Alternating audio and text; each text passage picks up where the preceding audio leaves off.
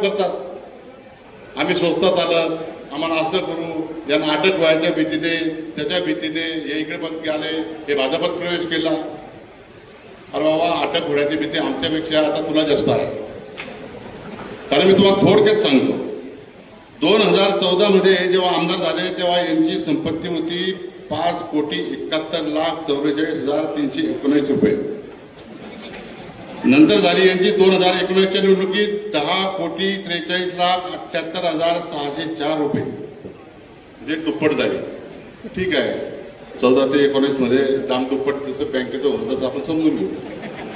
परंतु पुढे या 2024 मध्ये यांची संपत्ती झाली 13,14,49,551 रुपये, म्हणजे 10 पटीने वाढ. कोणतं वर्ष? 19 ते 24. असं काय घडलं 19 ते 24 मध्ये? असं काय घडलं की तुमची संपत्ती 10 पटीने वाढते? आम्ही राजकारणात आहोत, आमची संपत्ती बघा. माझी 19ला होती 7,43,00,000 रुपये, 19च्या निवडणुकीत होती 4,10,00,000 रुपये आणि 24च्या निवडणुकीत होती 3,63,00,000 रुपये.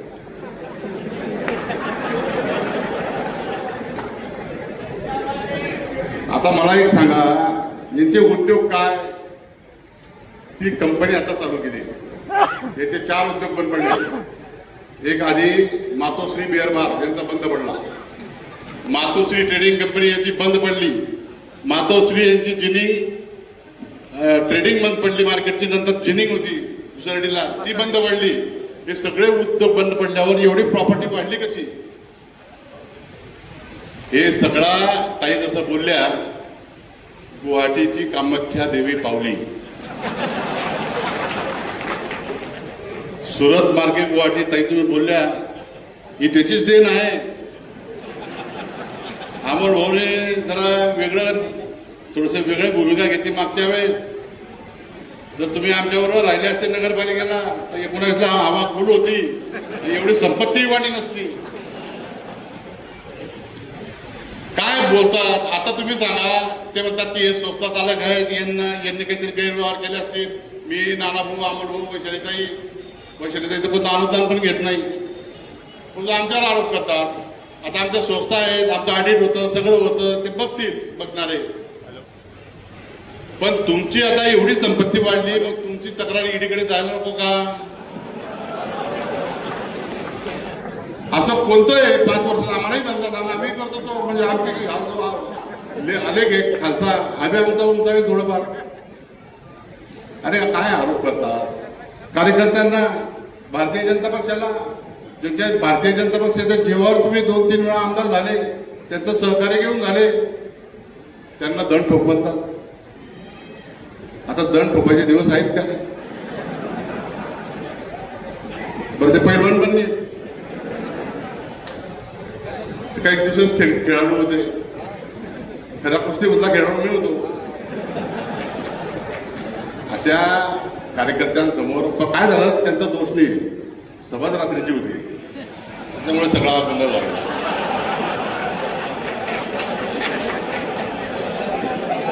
दादा, काल परवाचं नुकसान झालं आमच्या या तालुक्यामध्ये. आता बघा, या आपल्या पाचोरा तालुक्याला माझ्या माहितीप्रमाणे 40गावपेक्षा जास्त नुकसान झालं आहे. परंतु आपल्याला अनुदान मिळालेलं आहे पाचोरा तालुक्याला 45 कोटी रुपये आणि भडगावला मिळालेले आहे 80 कोटी 80 लाख रुपये. म्हणजे एकूण जर बेरीज केली तर 73 कोटी 80 लाख रुपयाचा अनुदान पाचोरा भडगाव मतदारसंघाला मिळाला.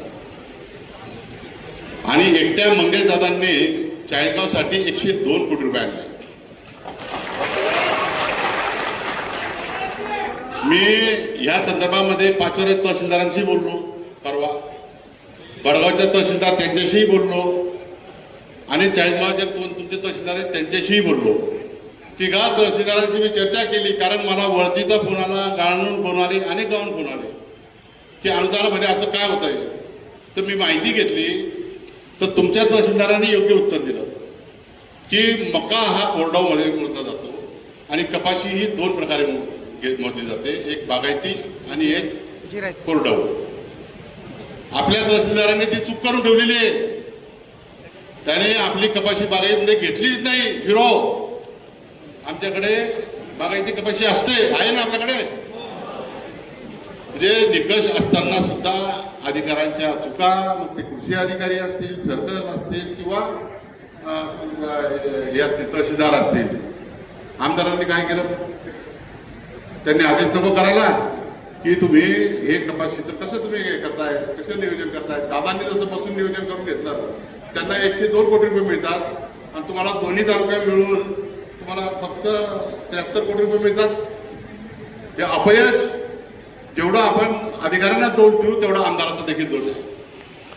मी त्या लोकांना बोललो, अरे म्हटलं या दुष्काळ बिष्काळाचं किंवा ओरला दुष्काळाचं या आमदाराला घेणं नाही. यांनी वाळू, सट्टा, पत्ता, चक्रीवादळ यांचे ते भाग्यविधाते आहेत. त्यांच्या जीवावर यांनी मोठा वाढदिवस केला आणि काय नाव दिलं, निर्धार मेळावा. आम्ही तर त्याला असं म्हणतो की हा गद्दार मेळावा होता. कारण की जे आता ते बोलले की इथे उभाटाचे कार्यकर्ते बसलेले आहेत, इथे राष्ट्रवादीमधून प्रवेश केलेले कार्यकर्ते आहेत. अरे बाबा, तूच गद्दारी मोठी केलेली आहे, तर किरकोळ लोक आहेत. पण त्यांनी खोके घेतले, हे कामं घेत आहेत, एवढाच फरक आहे. मी माहिती घेतली, 14 सुबे अभियंता असतात ना, ते काय ते डिप्लोमा झालेले मुलं, 14 सुबेंना यांनी कामं वाटली. काही कॉन्ट्रॅक्टर तर आहेतच, तुम्ही पाहतात. परवाचा वाढदिवस होता, हे बिल्डर, ते बिल्डर, ते बिल्डर. असा कोणी बिल्डर काही अशी फुकट जाहिरात देत नाही. त्या लाख लाख रुपयाच्या जाहिराती आम्ही बघितल्या, महागड्या जाहिराती असतात. एवढं प्रेम आमदारावर नाही आहे. गुळ ते माशी येते थोडंफार. आता तुमच्याकडे सध्या कोणी प्रेस रुमाल टाकला का 1 कोटीचं काम मिळून जातं. काही झालं की याचं काम होऊन जातं, मोठे काम मिळून जातं. अशा याच्याने तुमच्या जो आज ते मला दिसतंय. आम्ही अनेक माझं जवळजवळ मला ते राजकारणात जुनेर आहे. मी 1987ला पालायला आलो आणि 1991ला मी नगरसेवक झालो आणि नगराध्यक्ष मग नंतर कंटिन्यू राहिलो 20 वर्ष, म्हणजे 13 वर्ष. आणि ते 2001 मध्ये राजकारणात आले, म्हणजे जवळपास मी 10 वर्षाचा सिनियर आहे राजकारणामध्ये. परंतु त्यांना अजूनपर्यंत भाषण कसं करावं, ठीक आहे, काही वेळा ते व्यवस्थित बोलतात म्हणजे दिवसा, परंतु आता अलीकडे ते बोलायला लागले आमच्या प्रवेशामुळे त्यांना चिडचिड झालेली आहे. आता मला एक सांगा, भारतीय जनता पक्षामध्ये विधानसभेनंतर मी प्रवेश केला, माझ्यानंतर ताईंनी केला, ताईंनी नंतर नानाभाऊंनी केला. आता आम्हाला वाटलं, आम्ही कार्यकर्त्यांचा सल्ला केला, आम्हाला योग्य वाटलं की मोदीजींचं काम, फडणवीस साहेबांचं काम, गिरीश भाऊंचं काम, दादांचं काम, हे सगळं योग्यरित्या चालू आहे, जिल्ह्यापासून तर महाराष्ट्रापासून देश पातळीवर. आणि म्हणून आम्हाला ते असं वाटलं की आता इकडे राष्ट्रवादी 2 तुकडे, इकडे हे तुकडे, त्याच्यापेक्षा मोठ्या घरात चला, म्हणून आम्ही भारतीय जनता पक्षामध्ये प्रवेश केला. हा योगायोग आहे. परंतु आमचा प्रवेश हा आमदारांच्या डोक्यामध्ये होतो आहे. दादा त्यांनी इतकी लूट केली या प्रशासकीय काळामध्ये. नगरपालिका 10-15 वर्षापासून त्यांच्या ताब्यामध्ये आहे. या शहराला भविष्यामध्ये जसं तुम्ही आता 45चं नियोजन करतायत, 2045 पर्यंत पाण्याचे प्रश्न सुटेल अशा पद्धतीचं नियोजन आपण करतात. परंतु आमचा पाचोरा शहरामध्ये मागच्या पंचवार्षिकला नगरपालिकेच्या निवडणुकीत मी घोषणा केली होती की माझी जर नगरपालिकेची सत्ता बसली तर मी वाघूर धरणावरून पाणी आणेल. यांनी घोषणा केली की माझी जर सत्ता आली तर मी गिरणीवरून पाणी आणेल. पाणी आम्ही गिरणीतच पितोय, परंतु थेट पाईपलाईनने आणेल. परंतु यांच्याकडून आजपर्यंत 8 वर्षामध्ये 9 वर्षामध्ये गिरणीवरून पाणी आलं नाही. पाणी पुरवठा मंत्री त्यांचेच आहेत, परंतु यांना त्यांनी पाणी पाजलं नाही. काय पाजतात काय माहिती. मला एक सांगा, आजही गिरणाच्या केटीवरवर पंडित तात्या शिंदे नगराध्यक्ष होते, मी होतो, आमच्या कालावधीमध्ये तिथे काम झालेलं केटीवरचं. त्याच्यामुळे आमच्या पाचोरा शहराचे आज काहीतरी थोडंफार पाणी मिळतंय. तर खूप वाईट अशी अवस्था राहिली असते. परंतु भविष्याचा काहीही दृष्टिकोन न ठेवता अजूनपर्यंत आमच्याकडे पाण्याची योजना शहरासाठी येत नाही. आम्ही दादा शहराच्या मिटिंगांमध्ये बोलणार आहोत.